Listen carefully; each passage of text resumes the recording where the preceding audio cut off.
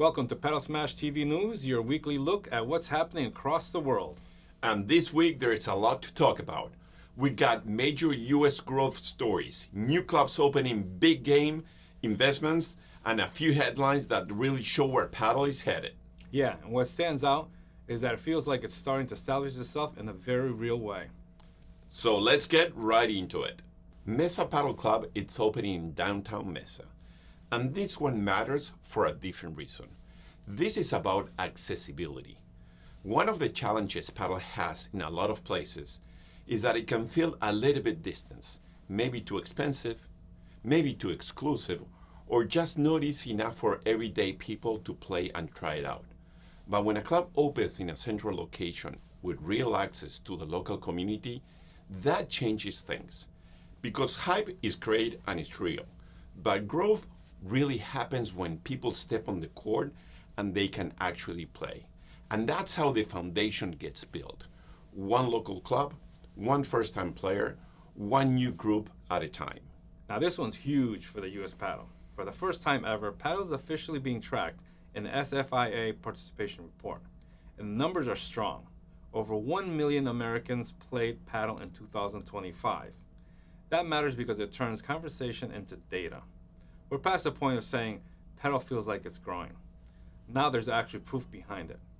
And when you also see more than 230,000 core players, that's even more important. Because those are the people who play often, bring others, and help keep clubs active. That kind of player base is what helps everything else scale faster. Leagues, events, sponsors, investments, and honestly, this is kind of a report that the industry has needed for a while. Cristiano Ronaldo playing padel in Dubai, and apparently bringing the same ultra-competitive energy he brings to every football game. Now sure, on the surface this feels like a fun celebrity story, but there's actually something even bigger happening here. Every time an athlete at that level touches the sport, padel reaches people who might never paid attention before. Suddenly, a complete different audience sees it for the first time. And it also reinforces something important. Padel is not just some casual backyard activity. It is demanding, it's tactical, it's physical. So yes, it's a cool headline. But it also helps validate the sport is in front of people who might still underestimate it. Shrewsbury is getting its first indoor padel center. And this one is one of those stories that may sound small at first, but it really isn't. Indoor clubs change everything. They remove the weather issue, they create consistency, and consistency is what helps people build habits. When players can count on a regular access, they play more. When they play more, they improve faster. When they improve faster, they stay in the sport longer. That's how local growth becomes sustainable. So every time you see a new indoor center open, it's not just another location on a map, it's another place where padel can actually stick. Over in Kuala Lumpur, Villarino and Del Castillo are chasing another title. But the bigger takeaway of this story is what really means for padel globally. The sport is continuing to expand beyond its traditional strongholds. And that matters, because global sports don't grow all at once. They grow market by market, region by region. So when you see a meaningful tournaments happening in places like this, it shows that padel is starting to build a wider footprint. Not just in Europe, not just in Latin America, but in newer markets too, like Southeast Asia. And over time, those markets stop feeling new and start becoming part of the bigger padel ecosystem. Now this is an interesting comparison. I've been hearing for a while people describing padel as a new golf, but just cheaper. And honestly, I get what they mean. Because both sports do something really well. They create a social environment. People don't just show up and play and leave, they connect. They spend time. They build relationships. But padel has a big advantage. It's easier to get into. It takes less time to enjoy. And for a lot of people, it feels more accessible from day one. So when people make that golf comparison, they're really talking about the lifestyle. And padel is becoming a very strong lifestyle sport. In Mumbai, India, the Promises Tour finished up with some young players leading the way. And this is exactly the kind of story you want to see in an emerging padel market like India. Because real long-term growth starts at the base, starts with juniors, starts with development, starts with organized competition that gives young players somewhere to go and somewhere to play. That's when paddle begins to feel sustainable, and especially in a place where paddle is still growing. This is important. It means the sport is not just being introduced, it's been built properly.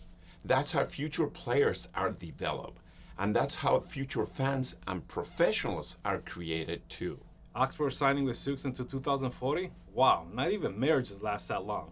That's a serious long-term commitment. What stands out to me is not just the length of the deal, it's the mindset behind it. This is a brand looking beyond where the players today. They're looking for identity, potential, long-term market value.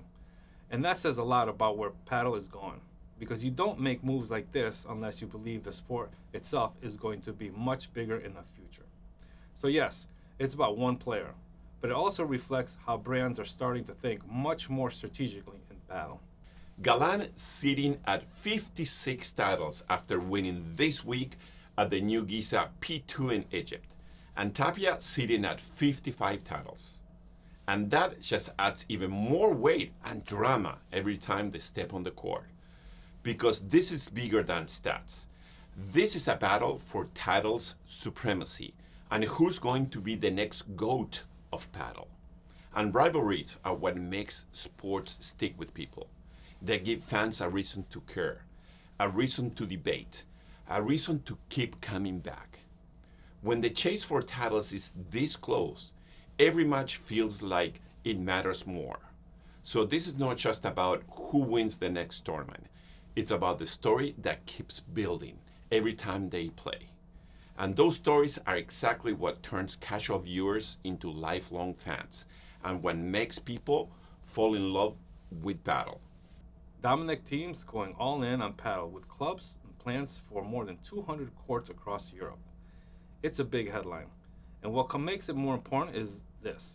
He's not just lending his name to the sport, he's building infrastructure around it. That's a very different level of belief. This is about creating spaces, communities, events, and experiences people want to be part of. Because the strongest clubs today are not just places to play, they're places people want to spend time in, and when athletes and investors start understanding that side of the business, that's when the sport starts maturing in a real way. Andrea Pérez being told she might never walk again after almost a tragic spinal cord injury fall, and then recovering within a year. That's one of those stories that stops you to think for a second, because behind all rankings and results, there are real human stories. There is pain, there is sacrifice, there is doubt, and sometimes there is a comeback people never saw coming. That's why stories like this matter. They remind you that paddle is not just about the performance, it's about resilience. It's about never giving up. And when someone fights back from something that serious, it's no longer just about the competition. It's proof of what the human spirit can do. So now let's talk about the just finished tournament at the new Giza P2 in Egypt. Miami Repeat says. Yeah, pretty much. I mean between Bea and what do you call it? Paulita Jose Maria. Yep, and beating again Delphi and Gemma Try. yes. And then also taking out Mustero and Ari Sanchez on the semifinals. You know, they beat Delphi and Gemma 6-4, 5-7, 6-4.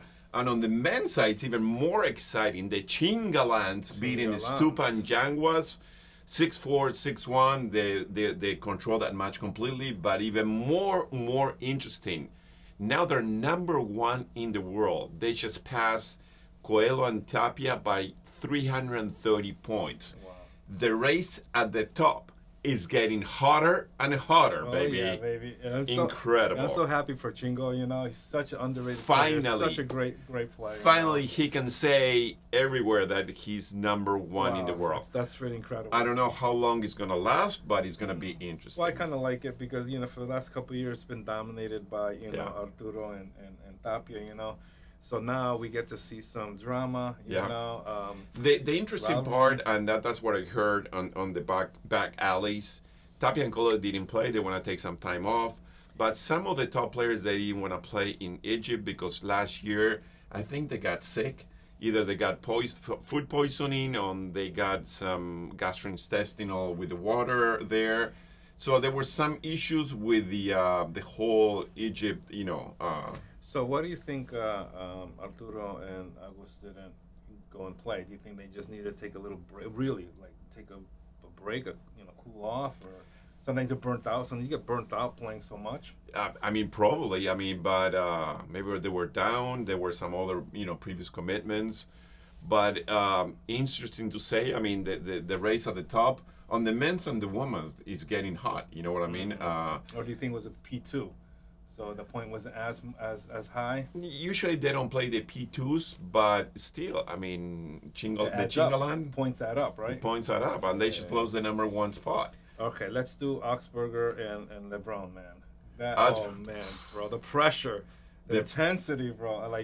Losing in the first round and losing the last set, the third set, 6-0. 6-0, man.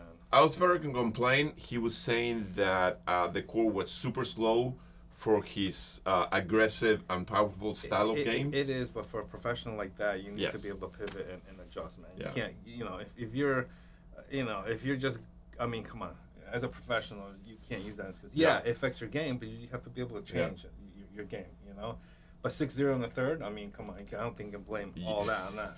You went somewhere else. I don't know. You came back to Spain. To lose 6-0.